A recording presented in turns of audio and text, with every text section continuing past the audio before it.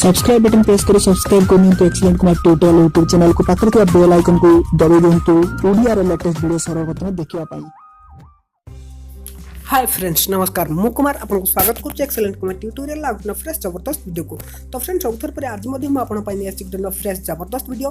तो फ्रेंड्स जदि आपन पाखरे एंड्रॉइड फोन रही और आपन चाहते कि DSLR कैमेरा रे जेमिति फोटो उठे ब्लर टाइप रो ऑब्जेक्ट को रखिकी बाकी जो सब बाहर बैकग्राउंड रहे ताको ब्लर करदेवा भली फोटो किपर आप निज मोबाइल ले नहीं पारे तो आज मैं आपको जनइबी DSLR आवश्यकता ना निज स्मार्टफोन में ही आप करेंगे। तो पुणी गोटे आप्लिकेसन साहाय्य तो छोटी आप्लिकेसन टी जबरदस्त आप्लिकेसन भल कम कर तेणु वीडियो को निश्चय शेष पर्यटन देखो सबकि जानीपारे। तो जबरदस्त आप्लिकेसन वीडियो को निश्चय लाइक करके जी DSLR पर आपन मोबाइल में भी आप फोटो उठे पारे। तो चलन जाना से आप्लिकेसन विषय केमी कम कर सबकि डिटेल्स मैं आपको ये वीडियो कहबी। तो जानापी वीडियो को शेष पर्यटन देखो सबकि जानीपारे। तो चलते बिना टाइम वेस्ट कर वीडियो स्टार्ट करवा। लेट्स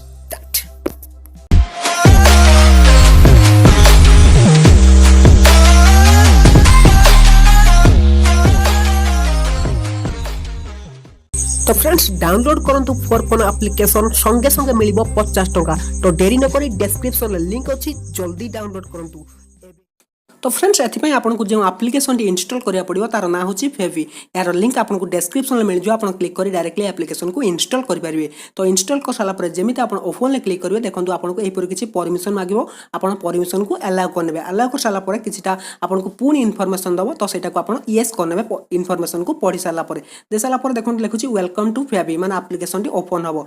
ओपन हला पर आपको साइन इन ऑप्शन देखबो आपण चाहिले ताको तळे स्किप भी कर पारे नले आपण ताको साइन इन भी कर पारिबे। तापर देखंतु एठी आपको आसी जो कैमरा ऑप्शन तो ये आप फोटो ने आपन रियर कैमरा नहीं पारे ना आप फ्रंट कैमरा भी नहीं पारे। तो मुझे फोटो नहीं आपको देखे दूसरी रियर कैमरा रे। तो कैमरा चेंज ऑप्शन ऊपर देछि जो डाहाना साइड आप क्लिक करी फोटो चेंज कैमरा चेंज कर पारे। तो मुझे फोटो नहीं जाऊँगी। तो देखो बर्तमान फोटो नहीं गली आप लिखे मेकिंग फैबुलस थिंग्स आप से ऑटोमेटिक फोटो को वेरीफाई कर से जानीदेव जो यहाँ हूँ ऑब्जेक्ट बाकी सब किसी ब्लर करदेव बैकग्राउंड को। तो देखो ब्लर कर तो देखो ये आपको 3टा ऑप्शन ब्लर दूसरी तो जोटा कि हार्ड ब्लर ऑप्शन अच्छी आप चाहिए पूरा बैकग्राउंड को ब्लर करेंगे ऑब्जेक्ट को रखी। तो देखो पूरा बैकग्राउंड ब्लर हो जाए। तो ये आपको केवल ब्लर ऑप्शन नुह बहुत सारा ऑप्शन देखा मिल जाए। देखो फोन देती आई एम लकी ऑप्शन देती आप सब क्लिक कर चेक करेंगे। ये आप चाहिए बैकग्राउंड भी चेंज करेंगे सबकि ऑप्शन आपको यही एप्लिकेशन में देखा मिल जाए। तो देखो मैं आपको देखे दूसरी गोटे गोटे देखो सब प्रकार आपको ये ऑप्शन देखा मिल जाए। देखो ये बैकग्राउंड चेंज ऑप्शन ये रही। तो बहुत भल एप्लिकेशन निज कैमेरा आप DSLR टाइप फोटो नहीं पारे। आप सेव रे क्लिक करी फोटो को सेव करेंगे। तो फ्रेंड्स यही छोटी एप्लिकेशन रिव्यू मुझे भावुँ निश्चय आपको बहुत सारा पसंद आसो यही एप्लिकेशन। तो फ्रेंड्स एप्लिकेशन को थोड़े निजे व्यवहार करूँ जानीपारे जे एप्लिकेशन केते कामिका।